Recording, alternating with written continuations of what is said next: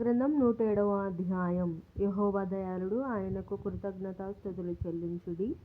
ఆయన కృప నిత్యముండును. యెహోవా విమోచించిన వారు ఆ మాట పలుకుదురుగాక. విరోధుల చేతుల నుండి ఆయన విమోచించిన వారును, తూర్పు నుండి, పడమటి నుండి, ఉత్తరము నుండి, దక్షిణము నుండి, నానా దేశముల నుండి ఆయన పోగు చేసిన వారును ఆ మాట పలుకుదురుగాక. వారు అరణ్యమందలి ఎడారి త్రోవను తిరుగులాడుచుండిరి. నివాసపురమేమియు వారికి దొరకకపోయెను.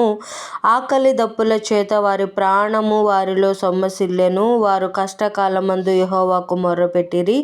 ఆయన వారి ఆపదలలో నుండి వారిని విడిపించెను. వారొక నివాసపురము చేరునట్లు చక్కని త్రోవను ఆయన వారిని నడిపించెను. ఆయన కృపను బట్టియు నరులకు ఆయన చేయు ఆశ్చర్య కార్యములను బట్టియు వారు యెహోవాకు కృతజ్ఞతాస్తుతులు చెల్లించుదురుగాక. ఏలయనగా ఆశగల ప్రాణమును ఆయన తృప్తిపరచియున్నాడు. ఆకలి గొనిన వారి ప్రాణమును మేలుతో నింపియున్నాడు. దేవుని ఆజ్ఞలకు లోబడక మహోన్నతుని తీర్మానమును తృణీకరించినందున బాధ చేతను ఇనుప కట్ల చేతను బంధింపబడిన వారై చీకటిలోను మరణాంధకారములోను నివాసము చేయువారి హృదయమును ఆయన ఆయాసము చేత కృంగజేసెను. వారు కూలియుండగా సహాయుడు లేకపోయెను. కష్టకాలమందు వారు యెహోవాకు మొర్రపెట్టిరి.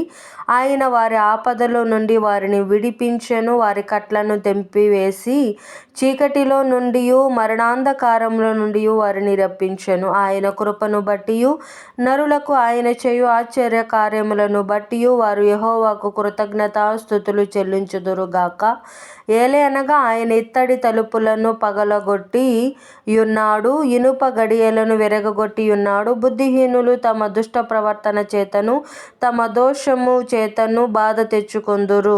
భోజన పదార్థములన్నీ వారి ప్రాణమునకు అసహ్యమగును. వారు మరణ ద్వారములను సమీపించుదురు. కష్టకాలమందు వారు యెహోవాకు మొర్రపెట్టిరి. ఆయన వారి ఆపదల నుండి వారిని విడిపించెను. ఆయన తన వాక్కును పంపి వారిని బాగు చేసెను. ఆయన వారు పడిన గుంటలో నుండి వారిని విడిపించెను. ఆయన కృపను బట్టియు నరులకు ఆయన చేయు ఆశ్చర్య కార్యములను బట్టియు వారు యెహోవాకు కృతజ్ఞతాస్తుతులు చెల్లించుదురుగాక. వారు కృతజ్ఞతార్పణలు చెల్లించుదురుగాక.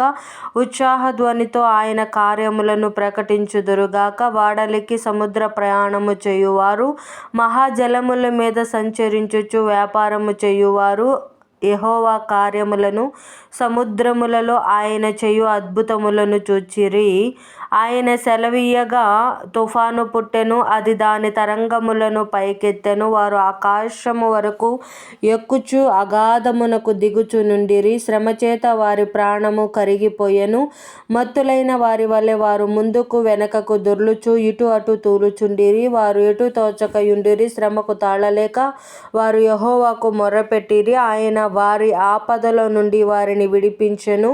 ఆయన తుఫానును ఆపివేయగా దాని తరంగములు అణిగిపోయెను. అవి నిమ్మళమైనవని వారు సంతోషించిరి. వారు కోరిన రేవునకు ఆయన వారిని నడిపించెను.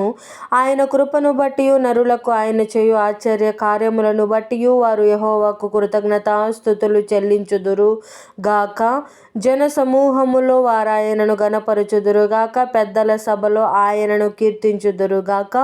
దేశ నివాసుల చెడుతనమును బట్టి ఆయన నదులను అడవిగాను, నీటి బుగ్గలను ఎండిన నేలగాను, సత్తువగల భూమిని చవిటి పారగాను మార్చెను. అరణ్యమును నీటి మడుగుగాను, ఎండిన నేలను నీటి ఊటల చోటుగాను ఆయన మార్చి, వారు అచ్చట నివాసపురము ఏర్పరచుకొనున్నట్లును, పొలములో విత్తనములు చల్లి ద్రాక్ష తోటలు నాటి వాటి వలన సస్యఫల సమృద్ధి పొందునట్లును ఆయన ఆకలి గొనిన వారిని అచట కాపురముంచెను. మరియు ఆయన వారిని ఆశీర్వదింపగా వారు అధికముగా సంతానాభివృద్ధి నొందిరి.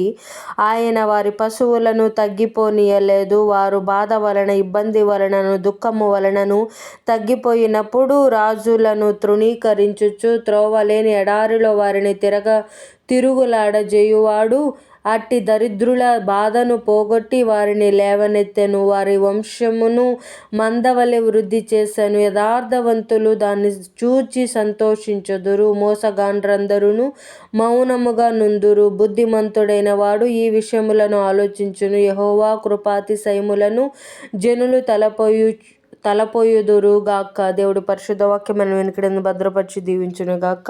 ఆమేన్.